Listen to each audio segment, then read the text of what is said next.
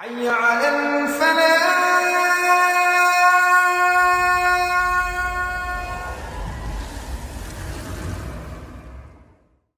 الحمد لله رب العالمين نحمده ونصلي على رسوله الكريم اما بعد فاعوذ بالله من الشيطان الرجيم بسم الله الرحمن الرحيم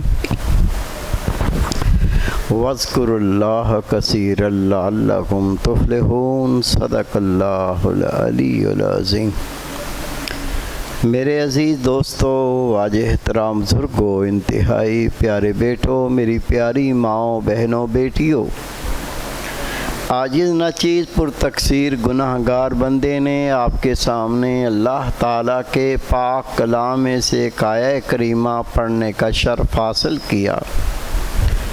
رب العزت سے دعا ہے وہ پاک ذات عاجز کو صحیح مفہوم بیان کرنے کی، آپ سب کو سننے کی، ہم سب کو اس پر عمل کرنے کی توفیق عطا فرمائے۔ اللہ تعالیٰ نے اپنے پاک کلام میں فرمایا وَاذْكُرُوا اللَّهَ كَثِيرًا لَعَلَّكُمْ تُفْلِحُونَ، اللہ کا ذکر کثرت سے کرو، اللہ کا ذکر بہت زیادہ کرو تاکہ تم فلاح پا جاؤ، تاکہ تم دنیا آخرت میں کامیاب ہو جاؤ۔ اللہ کا پاک کلام قرآن مجید پڑھیے، کہیں اللہ تعالیٰ ارشاد فرماتا ہے جب تمہارا کفار کے ساتھ مقابلہ ہو جائے تو پہلے تو استقامت اختیار کرو، اور پھر ارشاد باری تعالیٰ ہے اللہ کا ذکر کثرت سے کرو تاکہ تم کامیاب ہو جاؤ۔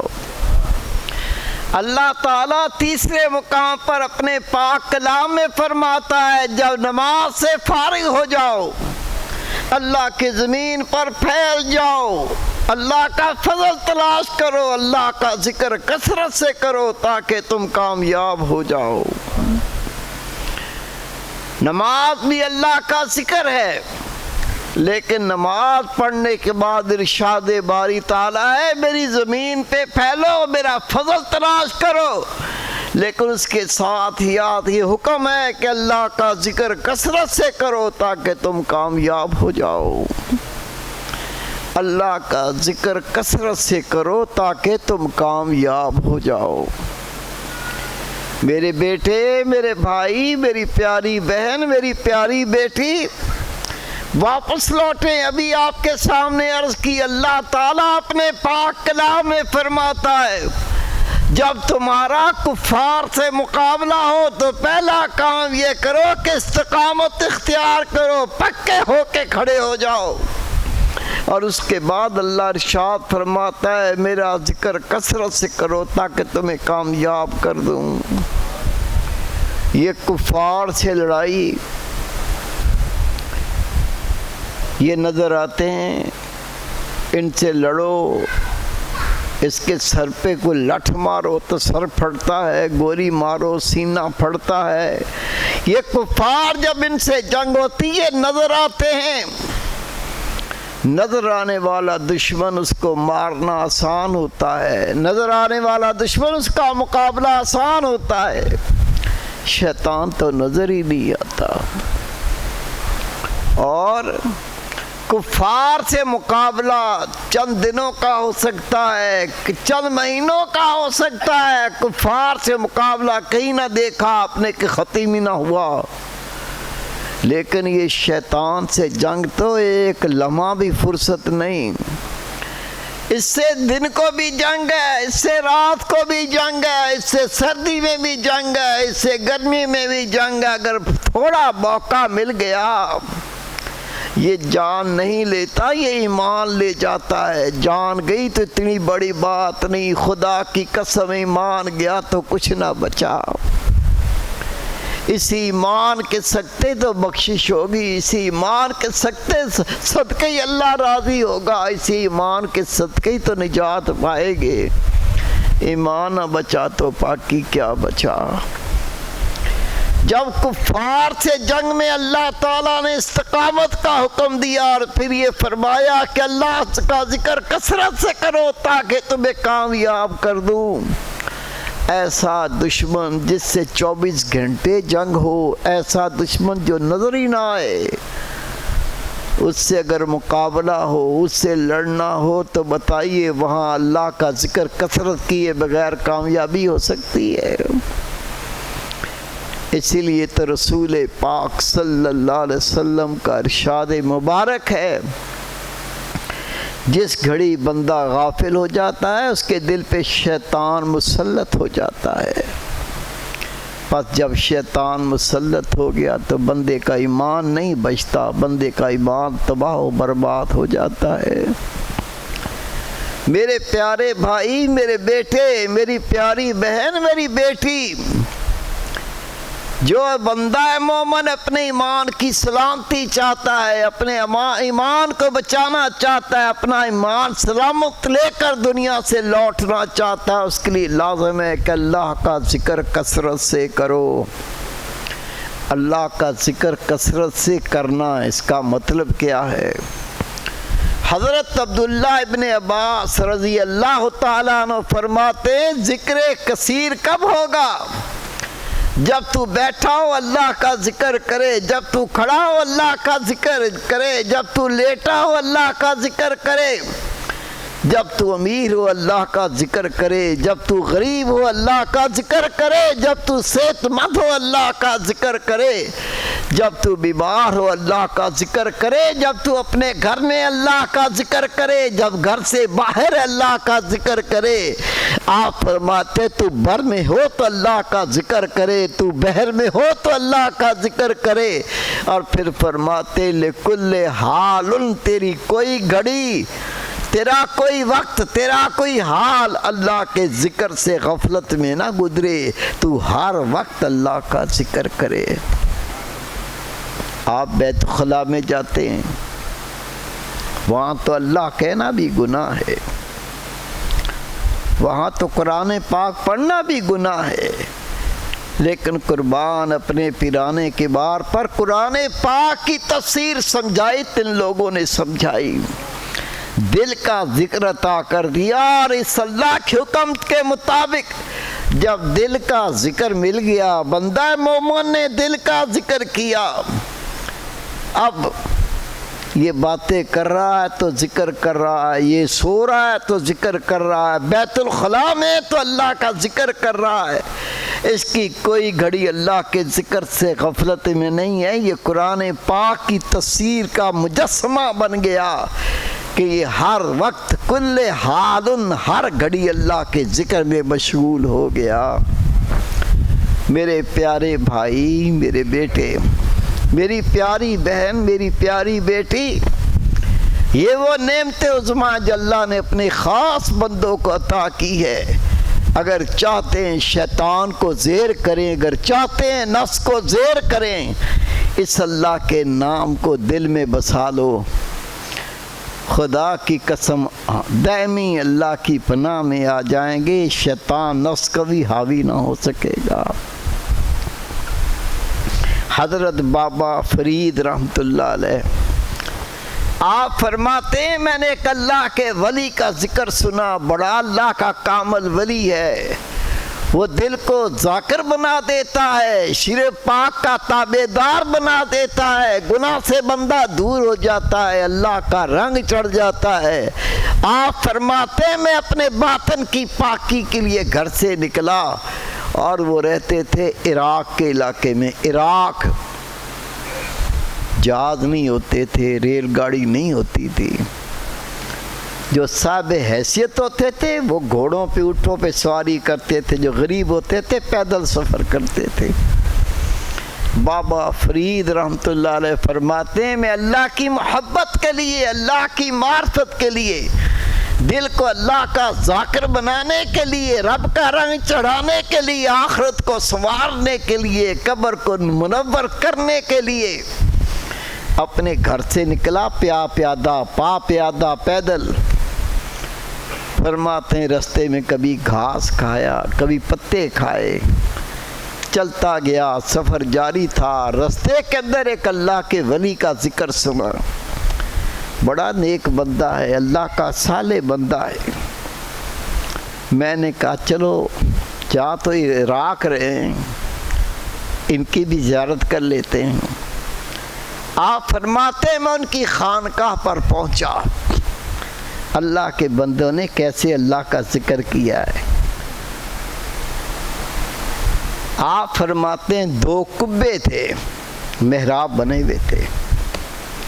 ایک کبے میں ایک بوڑھی اماں جس کی عمر کوئی 80 سال کے قریب ہوگی، وہ مقیم تھی، اور ساتھ دوسرا کبا تھا، اس میں ایک اللہ کے ولی بابا جی مقیم تھے۔ وہ بھی اتنی بڑی عمر کے تھے، 80 سال کے قریب ان کی عمر ہوگی، ضعیف، کمزور، ناتواں۔ آپ فرماتے ہیں اتنی پیاری باتیں وہ کرتے تھے، سن کے دل ٹھنڈا ہو جاتا تھا۔ فرماتے ہیں ان کے ارشاد مبارک تھے، لوگوں دنیا سے اتنا ہی دل لگاؤ جتنا دنیا میں رہنا ہے، ہمیں یہاں سے لوٹ جانا ہے، تمہارا اثر گھر آخرت ہے، جہاں سے کبھی لوٹ کے نہ ہوگے، جہاں کبھی موت نہ آئے گی۔ اپنی عاقبت کو دنیا کے لیے خراب نہ کرو، اللہ کو یاد کرو، اللہ کا ذکر کرو، اللہ کے دین پہ عمل کرو، اپنی زندگی کو ضائع نہ کرو، اپنی زندگی کو مٹی میں نہ رولو۔ اللہ نے یہ زندگی تمہیں اپنی یاد کے لیے، اپنی عبادت کے لیے عطا فرمائی ہے، زندگی کو استعمال کرو تاکہ اللہ راضی ہو جائے، خدا کا رسول راضی ہو جائے۔ آپ فرماتے ہیں میں 7 دن تک آپ کی صحبت میں رہا، آپ خود تو معامل تھے، جو آپ کے پاس آتا ان کو قرآن پاک کی تعلیم دیتے، اللہ تر بلاتے۔ آپ فرماتے میری اصل منزل تو عراق تھی، 7 دن میں آپ کی صحبت پہ رہا، پھر میں نے مودبان عرض کی بابا جی میری منزل عراق ہے، ایک خدا کے ولی کا ذکر سنا ہے، بڑا کامل خدا کا ولی، اس کی صحبت سے دل با خدا ہو جاتے ہیں، میں اجازت چاہتا ہوں کہ چلا جاؤں۔ آپ نے فرمایا جا، اللہ تیرا محافظ ہے۔ فرماتے ہیں جیسے میں نے جانے کی اجازت مانگی، اس کے ساتھ ہی میں نے عرض کی یا حضرت میں 1 ہفتہ یہاں رہا ہوں، ایک دل میں سوال ہے، اگر اجازت دے تو سوال پوچھ لوں۔ آپ نے فرمایا بیٹے فرید پوچھ۔ میں نے عرض کی بابا جی اس کبے میں آپ بیٹھے، اس کبے میں کما دی بیٹھی ہے، وہ کون ہے؟ آپ نے فرمایا میری بیوی ہے۔ فرماتے میرے چہرے پہ مسکراہٹ آ گئی، میں نے ہنس کے کہا بابا جی میں نے میاں بیوی والا کوئی رشتہ نہیں دیکھا، وہ اس کبے میں بیٹھ کے اللہ کا ذکر کرتی، آپ اس کبے میں بیٹھ کے اللہ کو یاد کرتے ہیں، وہ اس کبے میں اللہ کی نماز پڑھتی، اس کبے میں آپ نماز پڑھتے، دن رات لوگوں کو اللہ کی دعوت دیتے ہیں، قرآن پاک کی تعلیم دیتے ہیں۔ بابا جی میاں بیوی کے کچھ حقوق ہوتے ہیں، کچھ تعلقات ہوتے ہیں، میں نے کوئی ایسا عمل نہیں دیکھا جو میاں بیوی کے تعلقات ہوتے ہیں، وہ کوئی تعلق نہیں دیکھا۔ آپ نے فرمایا تو پہلا شخص ہے جس نے یہ سوال کیا، آ میرے قریب آ میں تجھے بتاؤں۔ بابا فرید رحمت اللہ علیہ فرماتے لوگوں سنو، جنہوں نے اللہ کی محبت حاصل کی، اللہ کی معرفت حاصل کی، وہ کیسے زندگیاں گزار کے گئے۔ آپ فرماتے میں قریب ہو گیا، بابا جی نے کہا بیٹے یہ اماں میرے چچا جان کی بیٹی ہے، ہم دونوں آپس میں محبت کرتے تھے، آپس میں پیار کرتے تھے، محبت اتنی بڑی ایک دوسرے پر فریفتہ ہوتے تھے۔ ابا جی نے دیکھا ہم دونوں محبت کرتے ہیں، ابا جی نے کہا بیٹے اگر تم چاہتے ہو میں اپنے بھائی سے تیرے رشتے کی بات کروں۔ میں نے کہا ابا جی بالکل بات کریں، ہم دونوں ایک دوسرے کے بغیر نہیں رہ سکتے۔ ابا جی چچا جان کے پاس گئے، اپنا مدعا بیان کیا، تیری بیٹی میرے بیٹے سے محبت کرتی ہے، میرا بیٹا تیری بیٹی سے محبت کرتا، اور اتنا زیادہ محبت کرتے ہیں، ایک دوسرے سے بے پناہ محبت کے اندر گرفتار ہیں۔ میں اس کا رشتہ لایا ہوں، اگر مہربانی کرو تو میرے بیٹے سے اپنی بیٹی کا نکاح کر دو۔ جیسی ابا جان نے چچا جان سے کہا، چچا جان غصے میں اٹھ کے کھڑے ہو گئے، کہا میری زندگی یہ ممکن نہیں ہے، میں اپنی بچی کا نکاح تیرے بیٹے کے ساتھ کروں۔ میں نے کہا 2 دل عذروِ شریعت ملنا چاہتے ہیں تو آپ کو کیا اعتراض ہے؟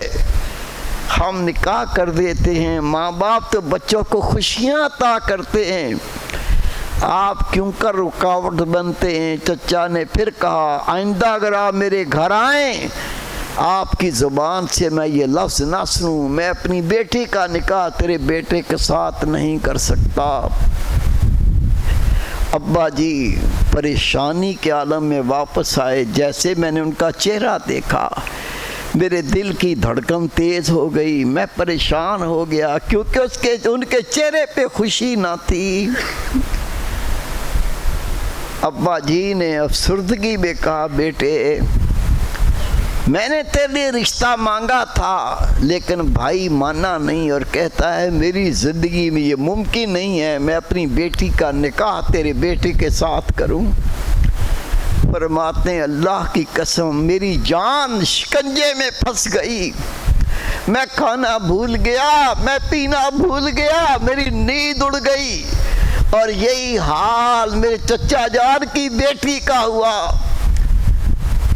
وہ بھی ساری رات جاگتی تھی، روتی تھی، کھانا پینا چھوٹ گیا۔ چچا نے اپنی بیٹی سے کہا مرتی تو مر جا، تیرے مرنے کا کوئی افسوس نہیں ہوگا، لیکن تیرا نکاح میں بھائی کے بیٹے کے ساتھ نہیں کروں گا۔ فرماتے ہیں ہم دونوں سوکھ کے کانٹا ہو گئے۔ یہ دنیا کی محبت بتا رہا ہوں۔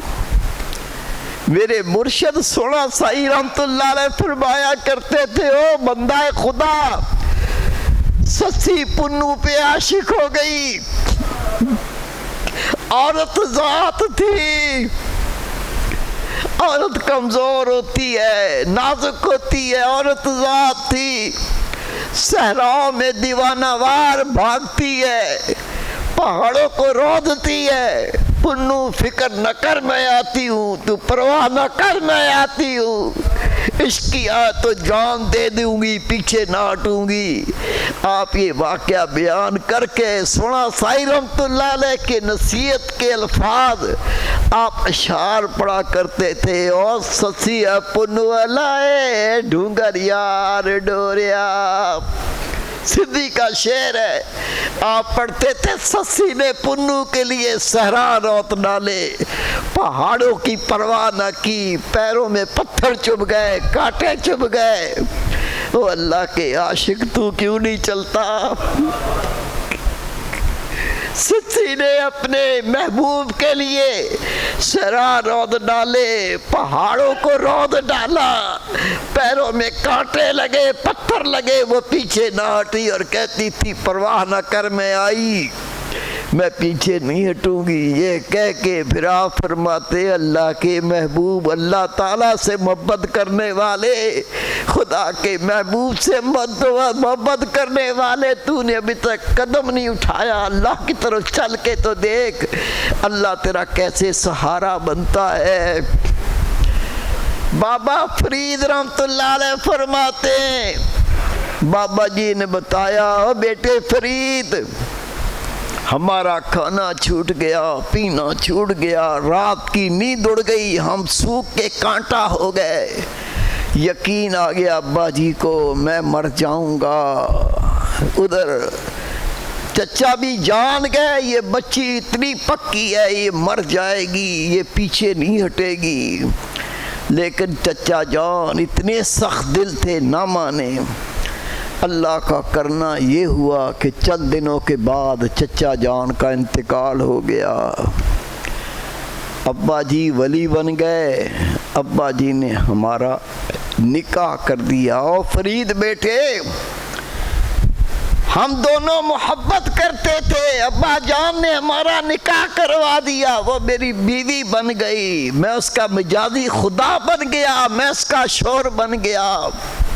او فرید بیٹے، پہلی رات آئی، میں نے اپنی بیوی سے کہا، او اللہ کی بندی یہ تو بتا، اگر ہم دونوں نہ ملتے تو زندہ رہتے؟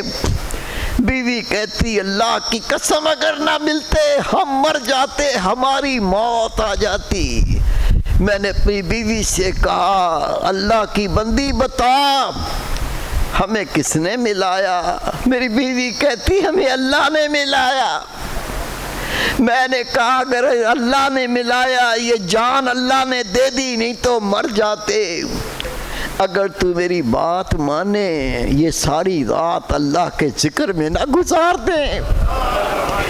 بیوی کہتی ہے آمنا صدقنا، میں تیری بات کو قبول کرتی ہوں۔ او میرے بیٹے فرید، جس کبے میں اماں بیٹھی ہے وہ وہاں بیٹھ گئی، میں اس کبے میں بیٹھ گیا، ساری رات اللہ کا ذکر کر کے گزاری، ساری رات نوافل پڑھے، قرآن پاک کی تلاوت کی، ذکر کرتے کرتے دن چڑھ گیا۔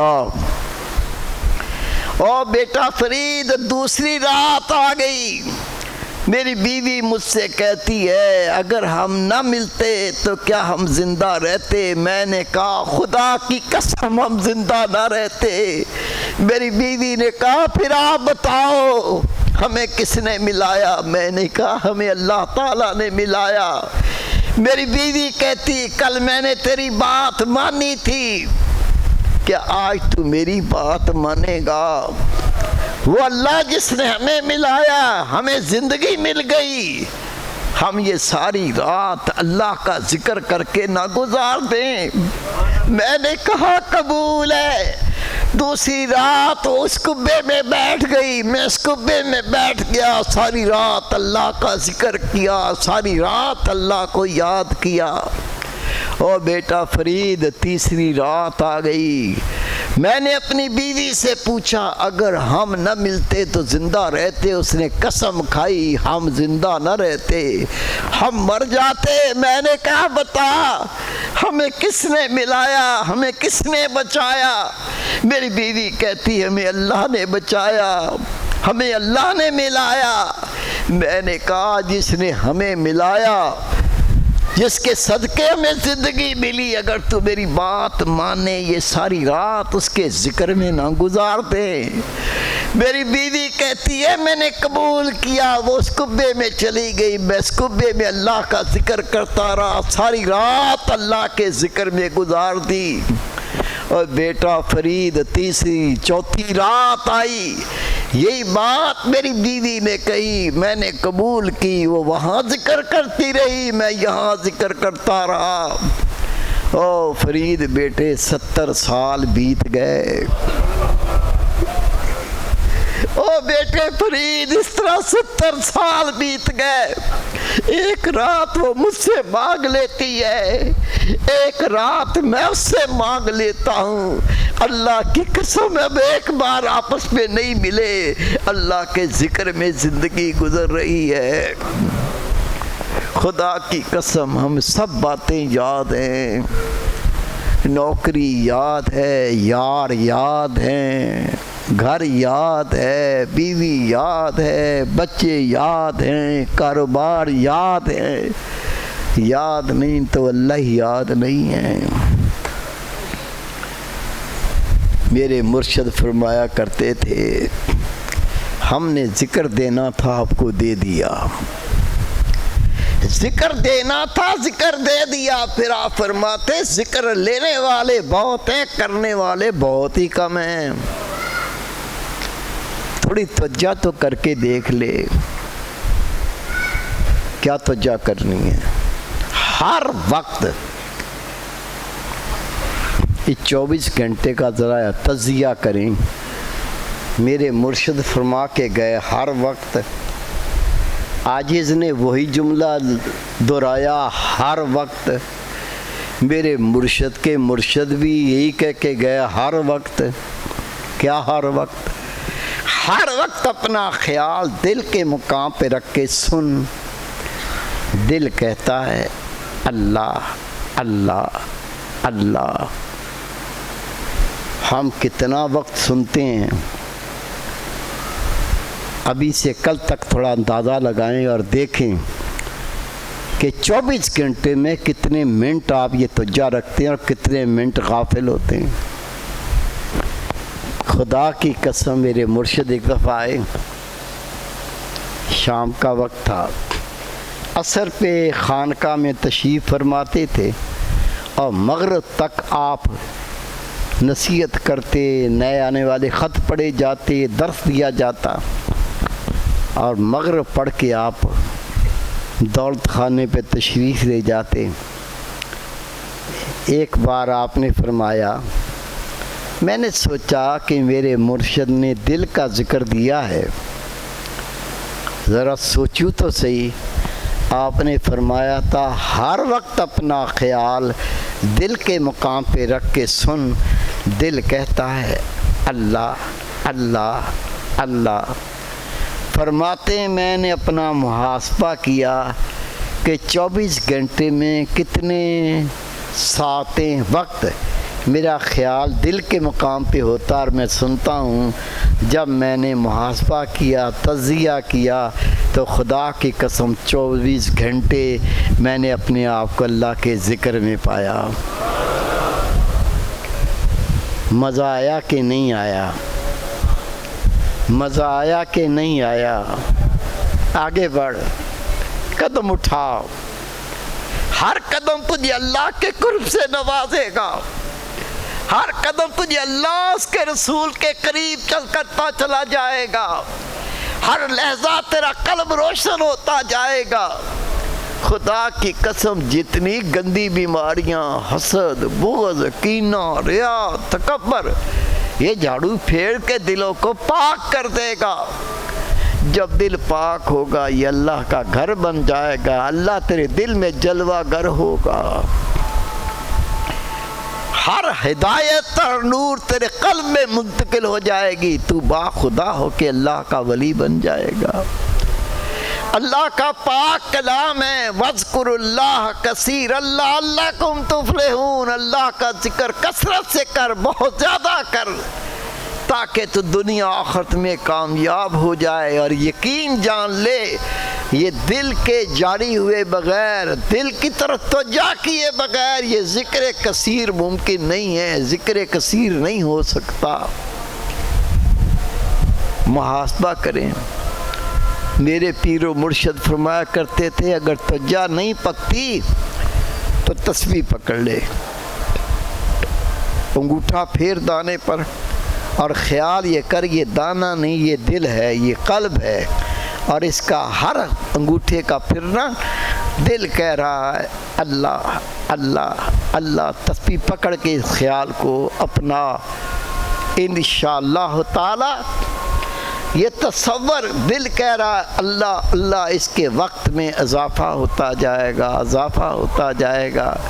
اور جو اکثر عرض کرتا ہوں حالت یہ ہو جائے گی اگر دل سے اللہ کا خیال نکالنا چاہے گا تو نکلے گا نہیں، اتنا پیوست ہو جائے گا.